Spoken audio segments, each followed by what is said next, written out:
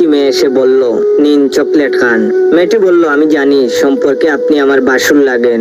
এটা শোনার পর মনে হলো আমাকে কেউ ফ্রিজ থেকে মাত্র বের করেছে। আমি বরফ হয়ে গেছি, কোনো নাড়াচাড়া নেই। স্বাভাবিক হয়ে বললাম, তা বাবু আমি তোমার বাসুর হলাম কিভাবে?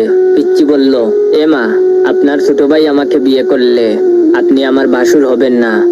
আমি বললাম, ও আচ্ছা ছোট ভাই, তার মানে তুমি রোহানকে পছন্দ করো? পিচ্চি লজ্জা লজ্জা ভাবে এনে বলল, পছন্দের পর্ব তো অনেক আগেই শেষ হয়ে গেছে, এখন তো আমরা একে অপরকে। আমি অবাক হয়ে বললাম, একে অপরকে কি? পিচ্চি বলল, কি যে বলেন, আপনাকে এসব বলা যায়? লজ্জা লাগে তো। আমি অবস্থা উত্তাল পাতাল দেখে বললাম, আচ্ছা লজ্জা যেহেতু লাগছে তাহলে থাক, বলতে হবে না, তুমি এখানে বসো, তোমার সাথে একটু কথা বলি। পিচ্চি বলল, বেঞ্চটি অনেক উঁচু, উঠতে পারছি না, একটু উঠিয়ে দেন। আমি বললাম, আচ্ছা এবার বলো তো বাবু তোমার নাম কি?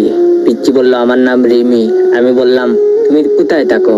রিমি বলল, নিমতলি পুলিশ কোয়ার্টারে। আমি হক চকিয়ে গিয়ে বললাম, তুমি পুলিশের মেয়ে? রিমি বলল, হ্যাঁ আমার বাবা পুলিশ। আমি মনে মনে বললাম, হায় রে ছোট মিয়া, আর কোনো মেয়ে পেলি না? রিমি বলল, কিছু বললেন? আমি বললাম, না কিছু না। আচ্ছা রিমি, একটা কথা বলো তো, তোমাদের পরীক্ষা না 3 ঘন্টা, তোমার 2 ঘন্টার মধ্যে পরীক্ষা দেওয়া শেষ হলো কিভাবে? তাছাড়া রুহানের পরীক্ষা তো এখনো শেষ হয়নি। রিমি বলল, আমি তো ইচ্ছে করে তাড়াতাড়ি লেখা শেষ করে রুহানকে খাতা দিয়ে এসেছি, এখন রুহান লিখছে, ওর লেখা শেষ হলেই তবেই তো আসবে। আমি একরকম আতঙ্কিত হয়ে রিমির দিকে তাকিয়ে রইলাম। কিছুক্ষণ পর রিমি বলল, এই যে বাসুর, দেখুন না জুতার ফিটে খুলে গেছে, একটু ঠিক করে দিন তো। আমি নিজেকে সামলে নিয়ে বললাম, হ্যাঁ দিচ্ছি। আর বললাম, আচ্ছা রিমি, তোমাকে নিতে আসে কে? রিমি বলল, আমাকে আমার আম্মু নিতে আসেন, আম্মু ব্যস্ত থাকলে আপু নিতে আসে। আমি বললাম, ভালো, কিছু খাবে রিমি? কিনে দিব? রিমি বলল, না কিছু খাবো না, সকাল থেকে অনেক কিছু খেয়েছি, আমার বয়ফ্রেন্ড রোহান কিনে দিয়েছিল, ক্যাডবেরি খেতে ইচ্ছে করছিল না, তাই তো আপনাকে দিলাম খাওয়ার জন্য। আমি আহম্মকের ভঙ্গিতে বললাম, এই ক্যাডবেরি তোমাকে রোহান কিনে দিয়েছে?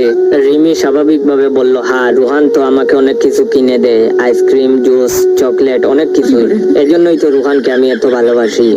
রিমি ভালোবাসি বলে দুহাত দিয়ে চেহারা আড়াল করলো। বিষয়টি এমন যে কথাটি বলে রিমি খুব লজ্জা পেয়েছে। এবার বুঝতে পারছি, বাবার মানিব্যাগ থেকে 100 টাকা নিলে বাবা কেন আমার 200 টাকা কে নিয়েছে বলে চিল্লাচিল্লি করে। হায় রে মতিউর সাহেব, আপনার 2 ছেলে দুটোই চোর বের হলো, কি আর করবেন, সবই আপনার কপালের দোষ।